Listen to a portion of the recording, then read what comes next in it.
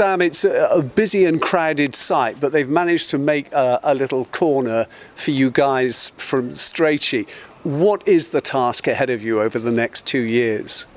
So as the ledger stones come up and out of the Abbey, we have designated what repairs need to be undertaken to each ledger stone from the Abbey, and we're in batches. We'll be repairing them out here in our little workshop.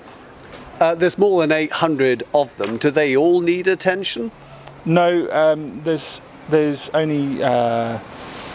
We're concentrating mostly on the stones that have inscriptions on them to begin with, and we will sort of filter down the process through different stones.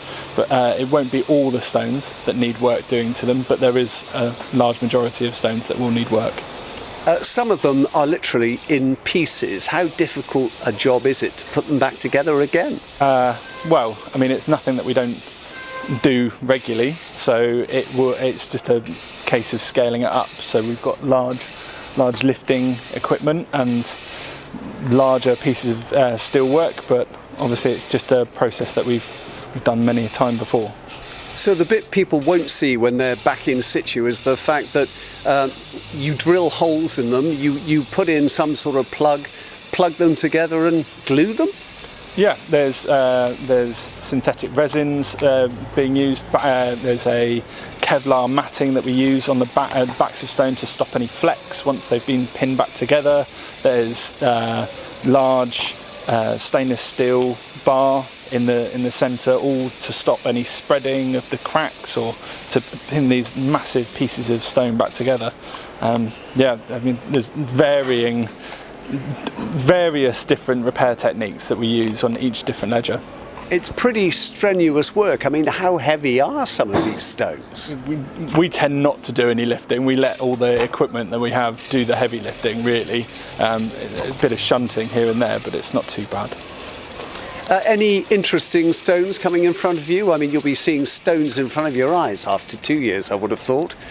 There has been some really amazing bits of carving on some of the ledger stones, and I'm sure you've seen inside that they reused some of the backing panels from some of the wall monuments that turned up in the floor.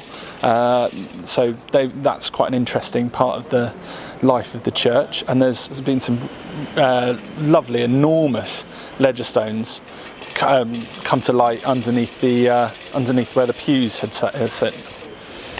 Next year, the pews in the nave come up, and they'll be revealing stones that haven't been seen for 150 years.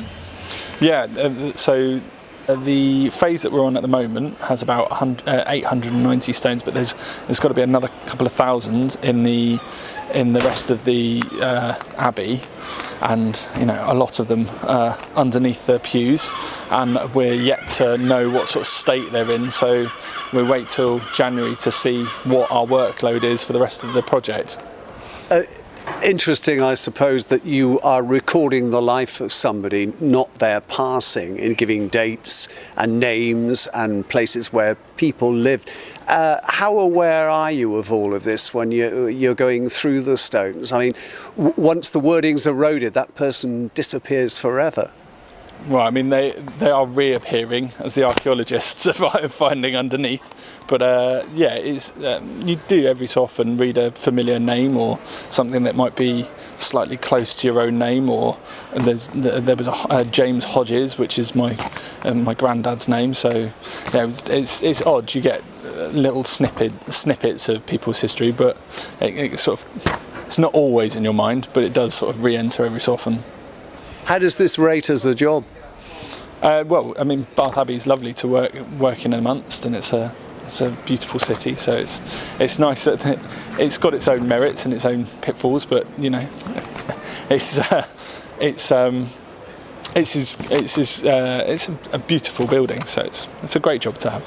I'm just wondering how you're going to feel in 2 years' time, you and your colleagues, when you return and see the completed job and walk into that building minus its pews, that huge great space with the floor that you guys have helped preserve.